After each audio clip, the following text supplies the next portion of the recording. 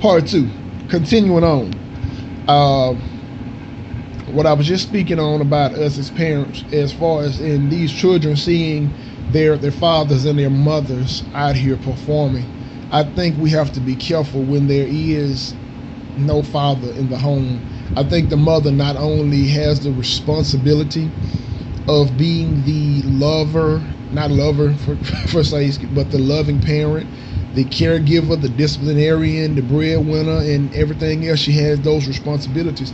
But at the same time, she also has the distinct responsibility.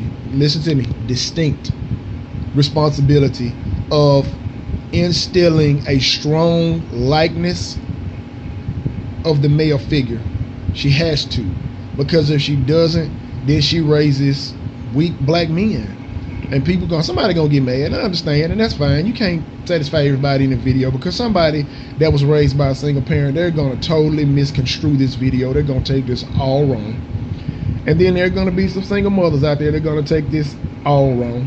And that's fine. But I'm not trying to attack anyone. Again, my hat goes off to the single parents, especially the single black mothers out here, because I know it is hell in a handbasket. I understand it, and I God knows, man, I love and respect everything you do.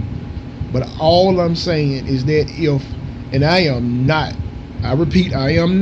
talking to all of these black women. I am not talking to all of these strong, independent women who are doing their thing.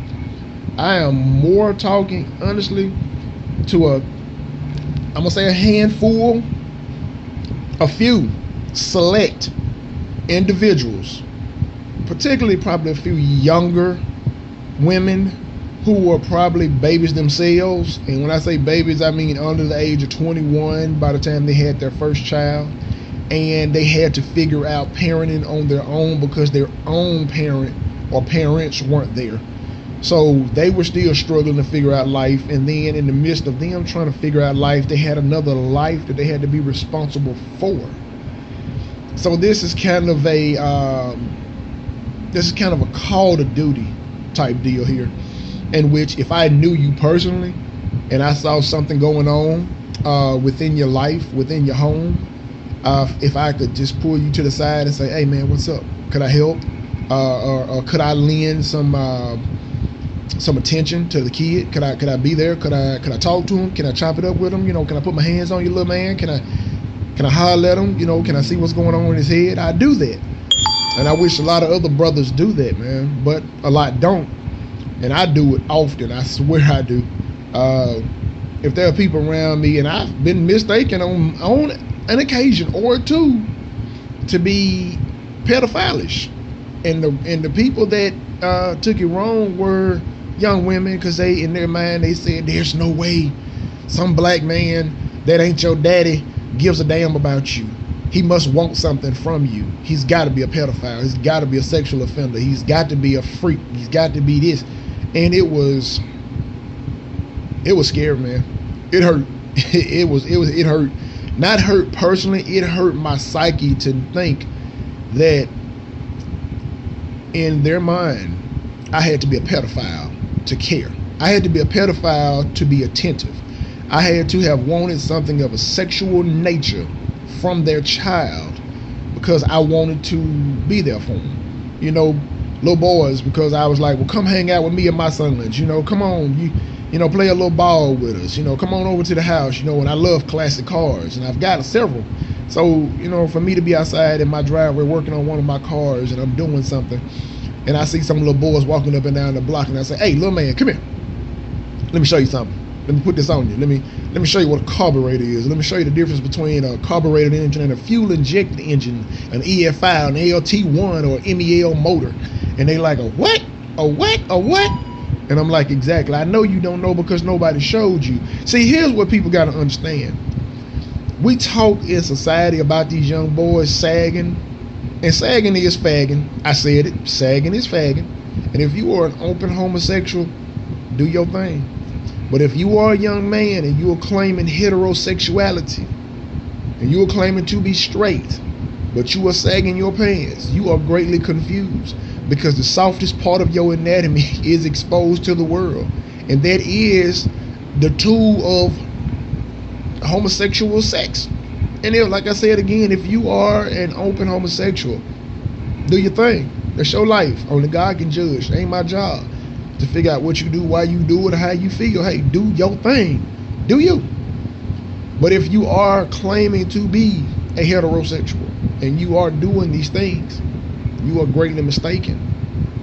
Now, the reason I say that, and I know I went a little bit off track, but I'm going to say this and I'm going to come back.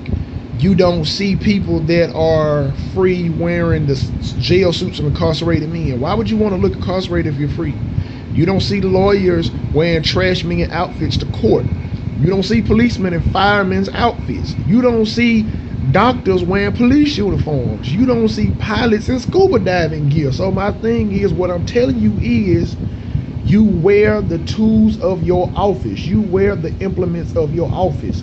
You look like what you are and what you do. And if you are sagging your pants, but you are claiming to be straight and hard, then you are gay and confused. That's how you look.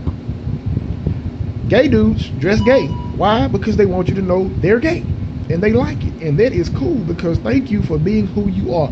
If you are who you are, thank you. Do you. Praise you.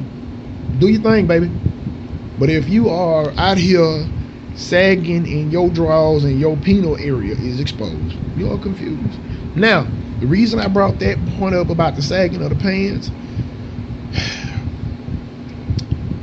fathers, if we are not present in their life and they don't see us, and they don't see us put on our work uniforms, I don't care if you work at Walmart, McDonald's, Smith & Nephew, drive 18-wheelers, police officer, trash man, I don't give a darn what your job is, full-time student.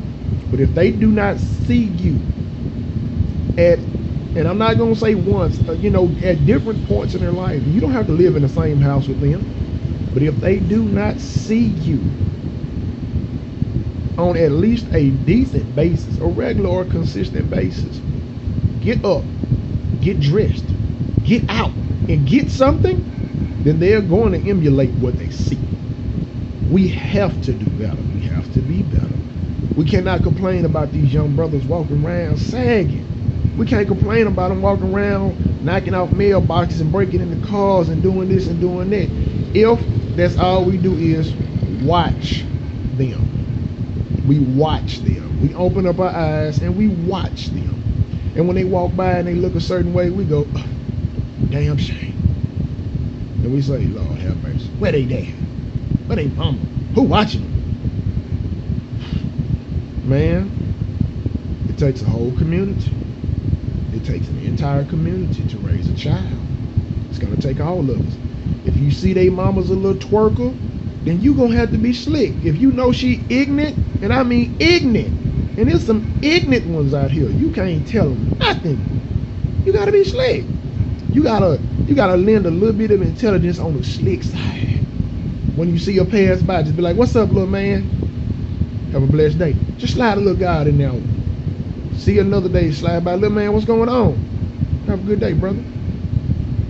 Hey, little man, how you doing? When he slide by, hey, tighten that belt up a little bit for me.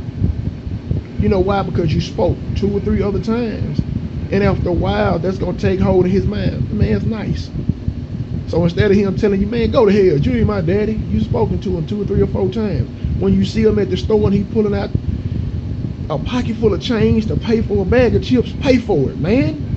Pay for it. And then he look at you, he be like, huh?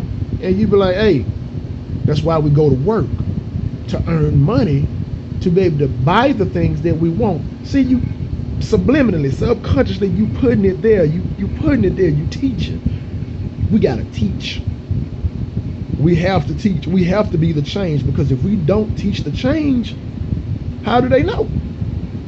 And then when you tell this young man, hey man, come on, man, the pants, come on, man. They be like, yeah. Now they might pull them back down after you left, but I'm gonna show you something. You're gonna notice every time they see you, as soon as they see you, they gonna pull them pants up. I got kids that do it all the time. They be sagging, I see them. As soon as they see me coming, they go to snatch. Uh-oh, here you go. And I appreciate that. Get ready. Part 3.